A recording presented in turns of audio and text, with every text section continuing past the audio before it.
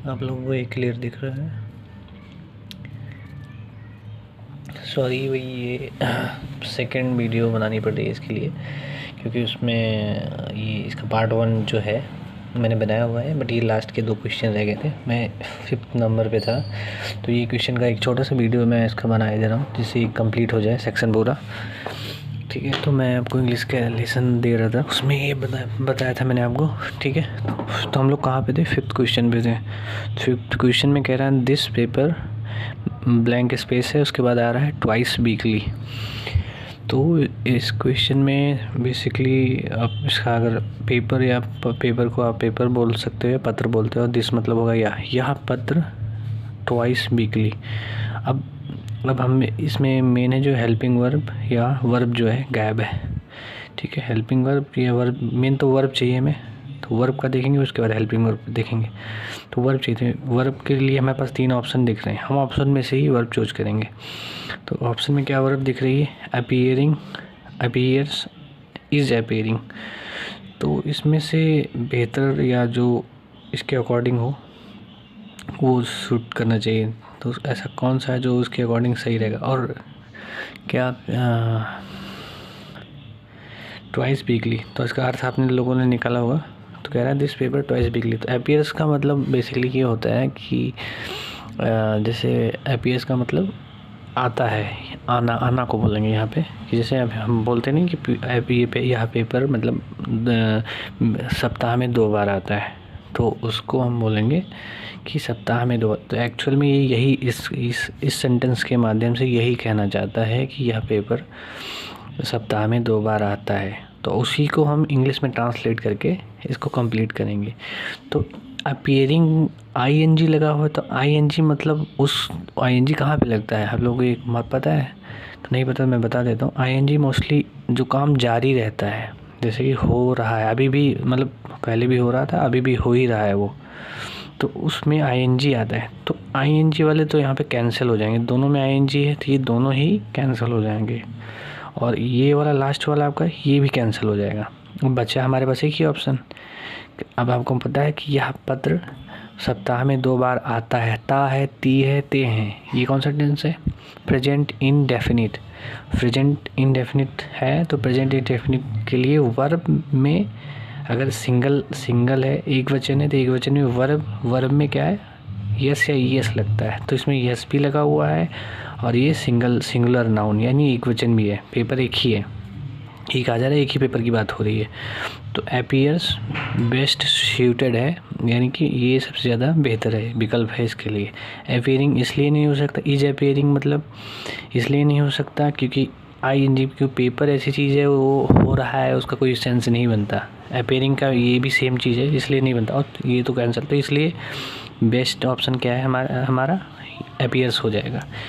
ठीक है, नेक्स्ट चलते हैं, ज़्यादा वीडियो को लंबा नहीं करते, नेक्स्ट पे चलते हैं। नेक्स्ट पे कह रहा है आई ब्लैंक स्पेस है, उसके बाद आ रहा है him for a long time. तो ये कह रहा है कि आई मतलब मैं, हिम मतलब उससे, फॉर अ लॉन्ग टाइम मतलब मैं उसे, लॉन्ग टाइम क्या, मैं, इसका पूरा का अर्थ ये हुआ कि मैं स्पेस हो गया, हिंदी में इसको ट्रांसलेट कीजिए, मैं him for a long time, उससे लंबे समय से। अब मेन जो है इसमें वर्ब गायब है, तो वर्ब को हमें फिल करना है। और वर्ब में हमारे पास ऑप्शन क्या है कि नो मतलब होता है जानना, बेसिकली इसका मतलब होता है जानना। तो नो, तो I know him for a long time, तो नो मतलब जानना, तो ये आई है। और आई के साथ ये प्रेजेंट इंडेफिनिट में जाइए, तो क्या आई के साथ खाली नो हो सकते हैं? आई क्या, एक सिंगुलर हुआ ना, तो सिंगुलर में क्या नो पॉसिबल है? ठीक है, तो पहला तो ऑप्शन आप लोग देख लीजिए, तो नो तो पॉसिबल नहीं है, सिंगुलर है, सिंगुलर के साथ नो नहीं पॉसिबल है। ठीक है, ठीक।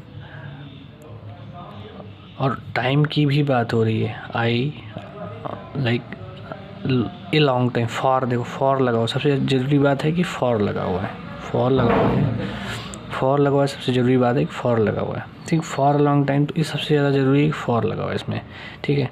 तो आई नो हिम फॉर लगा हुआ है, तो ये चीज़ अगर जैसे फॉर से अगर नहीं कनेक्टेड होती तो नो का सूटेबल है, लेकिन उतना सूटेबल नहीं है, ठीक है, तो इसलिए ये नहीं हो सकता। नेक्स्ट पे चलते हैं, आई हैव नोन।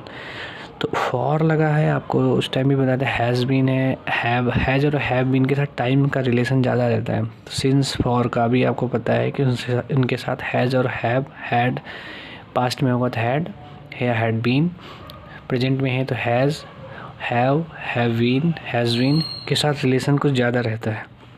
तो आई हैव ये देखिए हैव, नोन ये इसके साथ थर्ड फॉर्म हो गया, ठीक है। तो I have known him for a long time, तो ये एक बेहतर ऑप्शन लग रहा है और सही भी, सेट भी बेटर है, और पूरे क्वेश्चन की जो कहते हैं ना सेंटेंस की टर्म्स एंड कंडीशन जो भी है उसको सेटिस्फाई कर रहा है। तो और पूरा सेंटेंस जो है सही बन रहा है। आई एम नोइंग का कोई सवाल ही नहीं पैदा, मतलब जान रहा हूँ इसका कोई सवाल ही नहीं पैदा हो रहा, तो ये गलत हो जाएगा। फोर्थ ऑप्शन आपने देखना ही नहीं है। तो हमारे पास बेस्ट ऑप्शन क्या बच रहा है, हैव नोन। तो हम क्या करेंगे, इसको यहाँ पे फिल कर देंगे, ठीक है।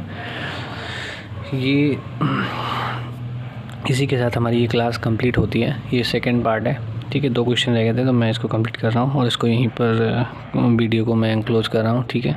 आप लोग ये लाइक और सब्सक्राइब कर लीजिए इस चैनल को, और अपने जो भी लोग इंटरेस्टेड हैं English spoken classes, normal grammar classes और किसी भी टाइप के लिए कंपटीशन इंग्लिश में, बेसिकली अभी तो कंपटीशन इंग्लिश पे ही फोकस कर रहा हूँ। तो अदर क्लासेस के लिए आप लोग सजेस्ट कीजिए, और अपने फ्रेंड्स और फैमिली मेम्बर्स और जो भी लोग इंग्लिश, मैथ, फिजिक्स, केमिस्ट्री या रिलेटेड कोई भी कंटेंट चाहिए उनके साथ ये शेयर करते रहिए, ठीक है। और CBSE और UP board, MP board, Rajasthan board, any other board और महाराष्ट्र बोर्ड, काफ़ी लोग आप लोग हैं, तो मेरा काफ़ी लोगों से कनेक्शन है ऑलरेडी। तो बाकी मैं आप चाहूँगा कि आप लोग इसको प्लीज़ लाइक और सब्सक्राइब कीजिए और शेयर करते रहिए अपने दोस्तों के साथ, ठीक है। अभी के लिए ये डिनर टाइम है, तो ये नाइट में वीडियो बना रहा था, डिनर टाइम है तो मैं डिनर करने जा रहा हूँ। आप लोग भी अपना लाइक और सब्सक्राइब कर लीजिए, और मिलते हैं नेक्स्ट वीडियो में। बाय।